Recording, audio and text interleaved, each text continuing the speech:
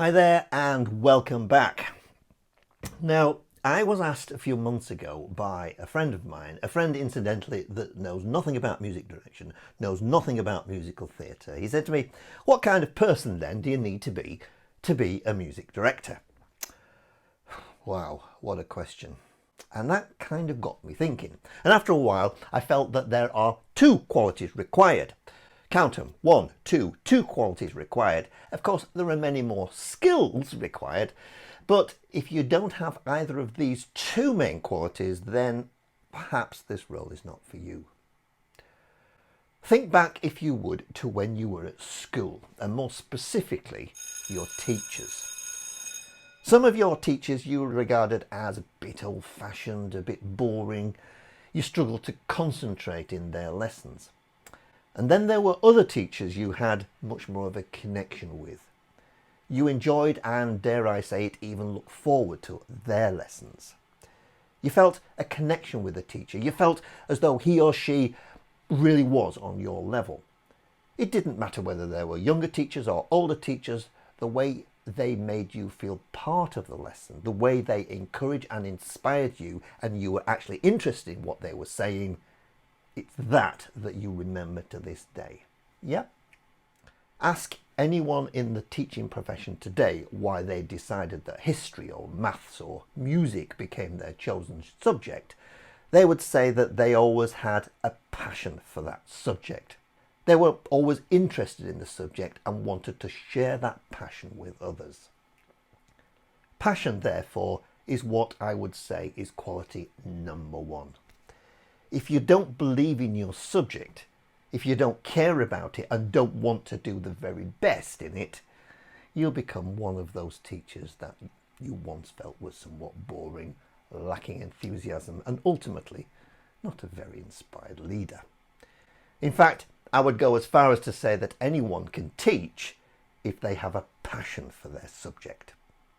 I mentioned in a previous video that the energy you put into rehearsals, especially with children, is the energy that shows your passion. This will always keep your company on point, interested, and most importantly, progressing. But if you read music, you can teach it, right? Well, yes, you can, but without the passion, it ultimately won't work. The first rehearsal I ever took was actually an audition for a role as music director. Before then, I had never stood in front of a company and taught anything. I was asked to teach the quintet from West Side Story to a group of around 40, 18 to 35-year-olds. I knew the piece like the back of my hand. I had put in the time and made sure that I did.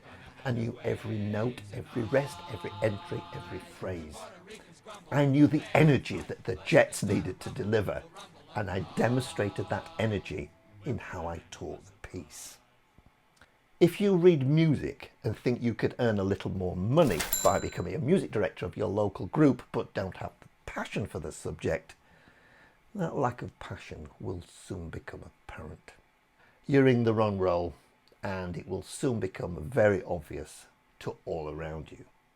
So passion then is number one in my list of what is needed. Number two on the list is a little more difficult to achieve. It's being what I like to call a people person. The role of music director involves you coming into contact and working with a variety of different people.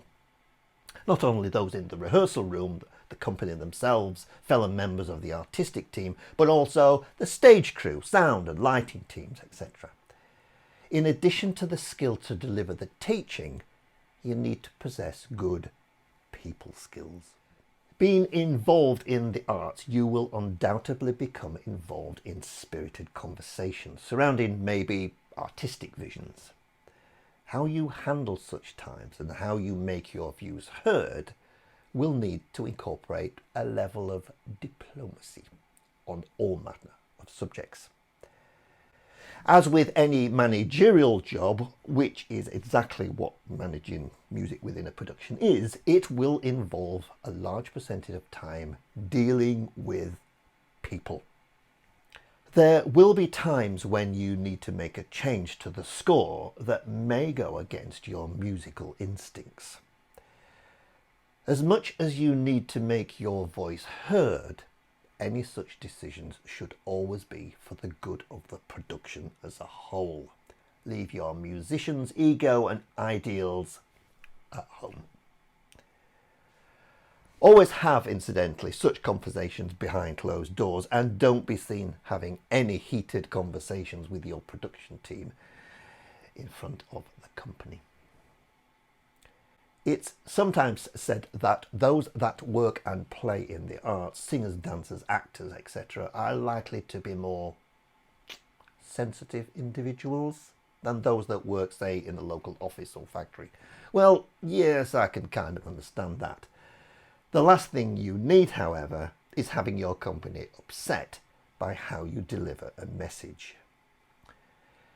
Giving notes after rehearsals or performances is a requirement of the music director, and this is a good example of when diplomacy comes into its own. Always think of the best way in which to deliver a note, which is ultimately criticising a performer in some way. Darling, at bar 56 you're flat as a fart. Did I just say fart? Isn't possibly the best method. Jane, take care, at bar 58 you're just a little bit under. It's far more appropriate. Being diplomatic is something that, to be absolutely honest, I sometimes need to be very conscious of.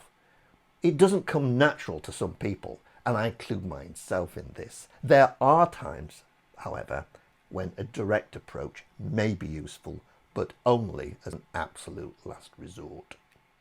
I mentioned West Side Story earlier, and some years back, my Maria in West Side Story wasn't really delivering the role in the way the production team had envisaged. Her concentration level and attention to tuning, should we say, was becoming more and more of a problem. All the production team knew this, but we didn't really know how to handle it. The problem we had was that our Maria was the daughter of the director. Diplomacy all round, therefore, was required. The director, to give them their due, was very open to comments on their daughter's performance, and after many rehearsals of being as diplomatic as I possibly could be, the director said I should be much more honest in how I deliver any notes, and to ensure that any such notes are given in an open rehearsal. I did as suggested. Maria burst into tears and ran out of the room. Did it work? No.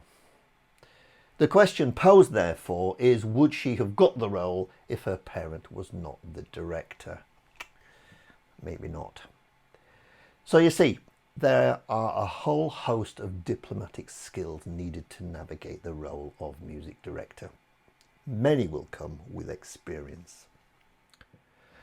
Although you should always be approachable and be the one individual that is more knowledgeable about the music in your production than anyone else, don't let that show in any form of arrogance in your dealings with others involved in the production. Your sound crew, for instance, are not musicians. Give them time. But you need to rely on them a great deal when the production moves into the venue. Have respect for all others around you at all times. Yes, even when tensions are running high at technical and dress rehearsals, for instance. Passion and diplomacy. Being that respected authority on all things musical is a great honour. Ensure you earn that respect in all those you deal with throughout your time in such a role. See you next time.